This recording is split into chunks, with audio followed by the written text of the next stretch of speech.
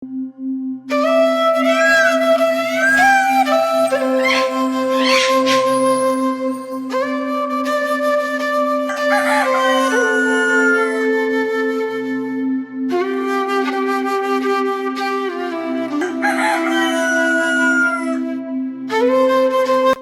සඳරේනුගේ නිවස.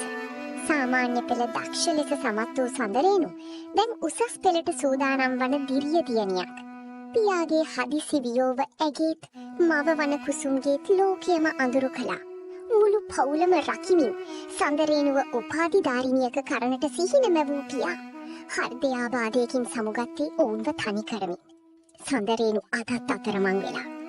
තාත්තා සමග ගෙවූ ඒ සුන්දර අතීතය මතක් කරමින් එය කල්පනා ලෝකයක තනි වෙලා ඉන්නවා.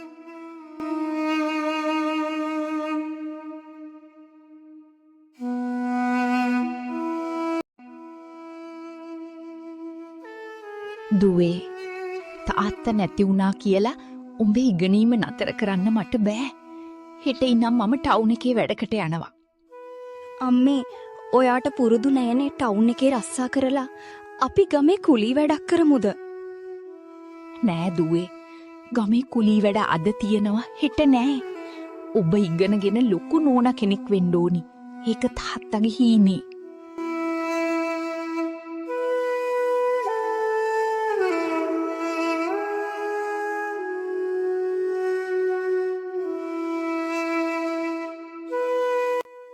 සඳරේනු පාරී යන විට ගමේ ගැහැණු දෙදෙනෙක් කුටුපුටු ගාමින් සඳරේනුට ඇසෙනසේ කතා කර කර ඉන්නවා. අනේ මන්දා සිරිලතා ඔය කුසුම් හරි හැඩ වෙලානේ ටවුන් යන්නේ. උදේ ගියාම එන්නේ රෑ වෙලා. මන් දැක්කයි අර ලොක්කු තට්ටු බිල්ඩිමකට යනවා. ඕවා හොඳ තැන්නේ විලු දුවව ගෙදර තියලා අම්මා කරන සෙල්ලම් දන්නේ කවුද?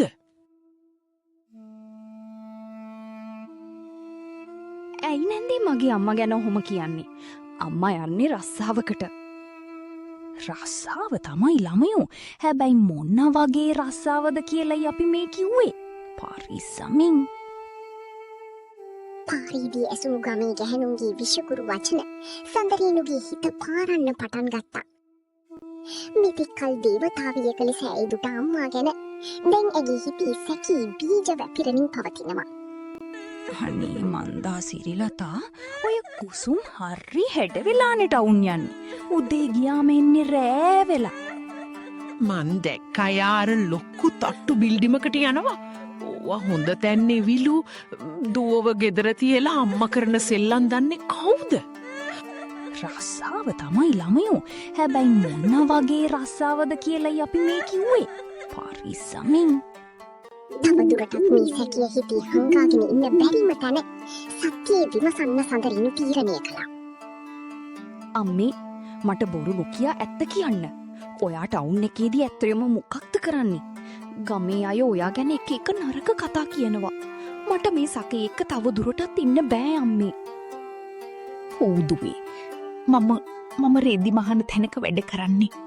මිනිස්සු කියන ඒවා අහන්න එපා. අම්මා මට මොකක් හරි හංගනවා. හෙට මම හොයලා බලනවා. සැකයේ ඉවසාගත නොහැකි වූ සඳරේනු හොර රහසීම අම්මා පසුපස නගරයට ආවා.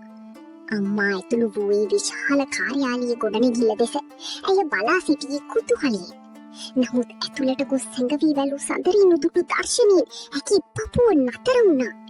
ගාමන්ට් එකක රස්සාව කරනවා යයි කියගේ අම්මා දන ගසාගෙන වැසිකිලි පිළිසිදු කරමින් පොළොව අතු ගාමින් සිටිනවා. ඒ රළු වූ දහත් අතර තිබුණේ කොස්සක් සහ පනිත්තුවක් පමණයි. අම්මා දුවේ ඔයා මෙහෙ මොකද කරන්නේ? මම මේක කිව්වේ නැති ඔයා ලැජ්ජා වෙයි කියලා. මට සමා වෙන්න අම්මේ. මම හිතුවේ ඔයා මට බොරු කරනවා කියලා. ගමේ අය කියපු දේවල් වලට මම රිදුණා. ඒත් ඔයා මේ තරම් කටු කන්නේ මම වෙනුවෙන් නේද? මට ලැජ්ජාවක් නෑ දුවේ. මම හොරකම් කරන්නේ නෑනි. මගේ දුවට හොඳට උගන්වන්න මට මේ මුළු බිලිදිමක්ම වුණත් පිරිසිදු කරන්න පුළුවන්. ඒ මොහොතේ සඳරේනුගේ හිතට ලොකු ලැජ්ජාවක් දැනුණා. ඒදී අම්මා කරන රස්සාව ගැන නෙවෙයි තමන්ව රජ කරවන්න මේ තරම් කටු කන අම්මා ගැන ගමේ ගැහැණුන් කියන වචන ඇහලා සැක කරපු එක ගැනයි. තමන් වෙනුවෙන් දාඩිය පිරාගෙන මහන්සියෙන් පොළවාතු ගානේ අම්මා ඇගේ දැසට පිනුනේ ලෝකයේ උතුම්ම දේවතාවිය විදියටයි. සත්‍යයේ තීරුම්ගත් සඳරේනු අම්මාගේ දැත තදින් අල්ලාගෙන ආපසු ගමට පැමිණියා. ඒත් ඕනින මග අහුරාගෙන අර විෂකුරු වචන වැපිරු ගැහැණුන් දෙදෙනා අතත් පාර අයිනේ රැකගෙන සිටියා. වෙනදා බිම බලාගෙන යන සඳරේනුගේ දැස් අත තිබුණේ කිලි. ඇගේ බැල්මේ තිබුණේ අම්මා ගැන උපන් අභිමානයක්. මොකද දුවේ අද අම්මව එක්කම්ම ඉන්නේ. දුවත් ගිහින් වගේ අම්මගේ රස්සාව ගැන හොයලා බලන්න. ඔව් සිරිලතා නැන්දේ මම අද දැනගත්තා. මගේ අම්ම කරන්නේ ලොකු ඔෆිස් එකක් අතු ගාන වැඩේ. ඒක හොරකමක්වත් නරක දෙයක්වත් නෙවෙයි. මගේ අම්මයි අතු ගාන්නේ මගේ අනාගතේ පහදන්න. එදාට ඔයාලගේ හිත්වල තියෙන කුණු අතු ගන්නත් මගේ අම්මට පුළුවන් වෙයි. මට මගේ අම්ම ගැන ආඩම්බරයි. අම්මාගේ දැසින් කඳුලක් කඩා වැටේ.